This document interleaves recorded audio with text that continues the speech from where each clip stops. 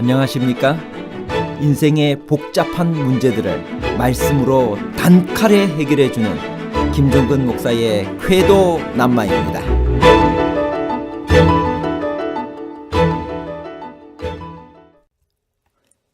감사제로 드리는 화목제물의 고기는 당일에 먹어야 했으나 서원이나 자원하는 화목제물의 고기는 이튿날까지 먹을 수 있었습니다. 왜 하나님은 당일 혹은 이튿날까지 고기를 다 먹으라고 하셨을까요? 날씨가 더워서 고기가 부패할까 봐 그렇게 하셨나요? 아니면 고기가 거룩했기 때문인가요? 속건제와 화목제를 진행하는 절차에서 고기의 처리 방법은 동일했나요? 아니면 달랐나요? 속건제와 화목제에 관한 복잡한 문제를 하나님 말씀의 가르침으로 명쾌하게 해결해 드리겠습니다. 속건제와 화목제는 각각 레위기 5장과 3장에 자세히 설명되어 있습니다. 7장에서는 제사장의 입장에서 그 두 제사를 진행하는 절차와 규례가 기록되어 있습니다. 속건제와 화목제는 어떻게 다른가요? 레위기 7장 7절 속제제와 속건제는 규례가 같으니 그 제물은 속죄하는 제사장에게로 돌아갈 것이요. 레위기 7장 15절 감사함으로 드리는 화목제물의 고기는 드리는 그날에 먹을 것이요 조금이라도 이튿날 아침까지 두지 말 것이니라. 속건제는 어떤 경우에 드렸는가? 배상이 필요한 죄였습니다. 무의식 중에 지은 죄, 부정에서의 정결, 의무적인 제사를 위하여 드렸지만 화목제는 감사의 제사, 자원에서 제사를 드릴 때 하나님께 드렸습니다. 속건제는 어떤 제물을 드렸는가? 순양을 드렸습니다. 화목제는 암수 구분 없이 흠없는 짐승이면 되었습니다. 속건제의 피는 단 사면에 뿌렸습니다. 화목제의 피는 단 사면에 동일하게 뿌렸습니다. 속건제의 고기는 어떻게 처리했는가? 기름과 콩팥을 단에서 태우고 고기는 제사장의 소유가 되었습니다. 그러나 화목제의 고기는 기름과 콩팥은 단에서 태우고 고기는 제사장과 제물을 드린 사람의 공동 소유가 되었습니다. 속건제에서 번제단에 불살라 하나님께 드리는 부분은 어떤 부분이었나요? 우리가 새롭게 깨닫는 것은 무엇일까요? 레위기 7장 3절에서 5절에 있는 말씀을 읽겠습니다. 그 기름을 모두 들이되 곧 그 기름진 꼬리와 내장에 덮인 기름과 두 콩팥과 그 위에 기름 곧 허리 쪽에 있는 것과 간에 덮인 꺼풀을 콩팥과 함께 떼어내고 제사장은 그것을 다 제단 위에서 불살라 여호와께 화제로 드릴 것이니 이는 속건제니라. 하나님께 드리는 부분은 제물의 기름과 두 콩팥과 간에 덮인 꺼풀 같은 것입니다. 왜 하나님께서 고기에 가장 좋은 부분을 달라고 하지 않으시고 기름을 달라고 하셨을까요? 어떤 학자들은 기름이 가장 중요한 부분이기 때문이라고 말하지만 아무리 생각해도 기름과 콩팥이 제물 중에서 가장 귀중한 부분이라고 볼 수는 없습니다. 그렇다면 하나님께서는 가장 좋은 부분은 제사장이나 제물을 드린 사람에게 돌려주시고 사람이 먹지 못하거나 먹으면 해로운 부분은 하나님께서 받으신 것이 아닐까요? 흠없는 제물을 드릴 때 이미 드린 자의 정성을 보셨으므로 그것으로 충분하다고 생각하시고 좋은 부분은 다시 돌려주신 것입니다. 하나님의 크신 사랑과 축복을 느낄 수 있습니다. 속건제의 제물 중 제사장에게 돌아가는 것은 무엇인가요? 레위기 7장 6절에서 8절입니다. 제사장인 남자는 모두 그것을 먹되 거룩한 곳에서 먹을지니라. 그것은 지극히 거룩하니라. 속죄제와 속건제는 규례가 같으니 그 제물은 속죄하는 제사장에게로 돌아갈 것이요 사람을 위하여 번제를 드리는 제사장 곧 그 제사장은 그 드린 번제물의 가죽을 자기가 가질 것이며 기름과 콩팥을 제외한 고기는 제사장의 것이 되었습니다.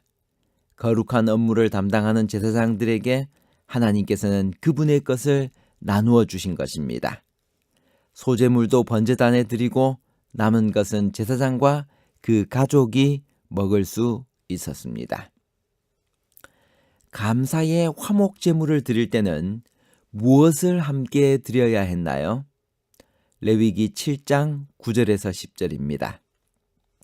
무릇 화덕에 구운 소제물과 소태나 번철에 만든 소제물은 그 드린 제사장에게로 돌아갈 것이니 무릇 소제물은 기름 섞은 것이나 마른 것이나 아론의 모든 자손이 평균이 분배할 것이니라. 화목제는 제사 자체가 즐거운 행사였습니다. 다른 제사와는 달리 제물의 고기도 일부를 예배자에게 돌려주어 가족 친지들과 함께 먹도록 했습니다. 그러나 이런 감사와 친교의 축제에도 제물의 피가 필요했다는 사실은 우리에게 많은 것을 가르쳐주고 있습니다. 하나님과의 화목, 이웃과의 친교도 다 그리스도의 희생을 믿는 믿음을 통해서만 가능한 것이었습니다. 희생제물과 함께 무교병과 무교전병과 구운 과자도 드려졌습니다. 소제가 화목제의 부속제사로 드려진 것입니다. 유교병, 누룩을 넣은 떡은 번제단에 드려지지 못하고 음식으로만 사용되었습니다. 화목제물의 고기를 먹는 방법이 감사의 화목제물일 때와 서원의 화목제물일 때가 서로 어떻게 달랐나요? 레위기 7장 15절에서 18절입니다. 감사함으로 드리는 화목제 희생의 고기는 드리는 그날에 먹을 것이요 조금이라도 이튿날 아침까지 두지 말 것이니라. 그러나 그 희생의 예물이 서원이나 자원의 예물이면 그 희생을 드린 날에 먹을 것이요 그 남은 것은 이튿날에 먹되 그 희생의 고기가 제3일까지 남았으면 불사를 찌니 만일 그 화목제의 희생의 고기를 제3일에 조금이라도 먹으면 그 제사는 연납되지 않을 것이라. 드린 자에게도 예물답게 못되고 도리어 가증한 것이 될 것이며 그것을 먹는 자는 죄를 당하리라. 감사제로 드리는 화목제물의 고기는 당일에 먹어야 했으나 서원이나 자원하는 화목제물의 고기는 이튿날까지 먹을 수 있었습니다. 그 자세한 이유는 알 수 없으나 감사는 미루지 않고 매일 하나님께 올라가야 한다는 교훈을 주고 있습니다. 사람이 기름과 피를 먹는 것을 금하신 이유는 무엇일까요? 레위기 7장 22절 23절 여호와께서 모세에게 말씀하여 이르시되 이스라엘 자손에게 말하여 이르라. 너희는 소나 양이나 염소의 기름을 먹지 말 것이요. 왜 하나님께서 기름을 먹지 말라고 했을까? 첫 번째는 그것이 하나님께 바쳐진 거룩한 제물이기 때문입니다. 하나님의 것을 사람이 함부로 취할 수 없었습니다. 특별히 제물의 피의 경우에는 우리를 위해 돌아가신 그리스도의 피를 표상하기 때문에 그것을 먹는 것은 참남된 행위였습니다. 두 번째 이유는 아마도 위생적인 이유였을 것입니다.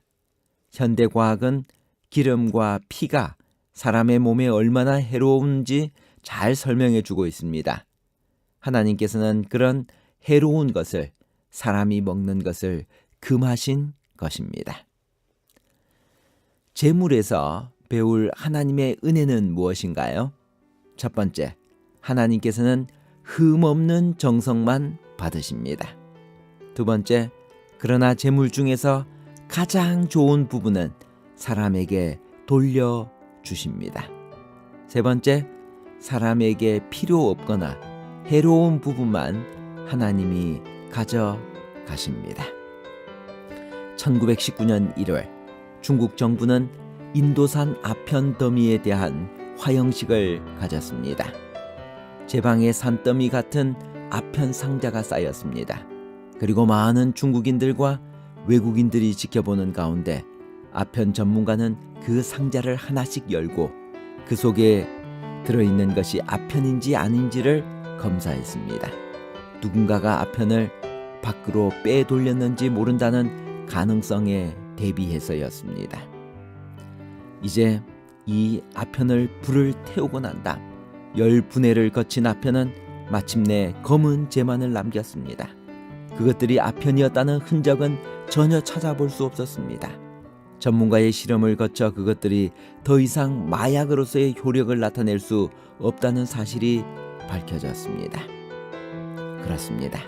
하나님께서 자기 자녀된 자들에게 원하시는 것도 바로 이처럼 우리에게 있는 악을 철저하게 멀리하고 완전히 없애라고 하는 것입니다. 결론입니다. 첫 번째, 속건제와 화목제를 진행하는 절차에서 고기의 처리 방법은 속건제는 제사장에게만, 화목제는 제사장과 제물드린 사람의 공동 소유가 되었습니다. 두 번째, 속건제에서 번제단에 불살라 하나님께 드리는 부분은 제물의 기름과 두 콩팥과 간에 덮인 꺼풀 같은 것입니다. 세 번째, 기름과 피를 먹는 것을 금하신 이유는 하나님께 바쳐진 거룩한 제물과 위생적인 이유 때문일 것입니다. 감사합니다.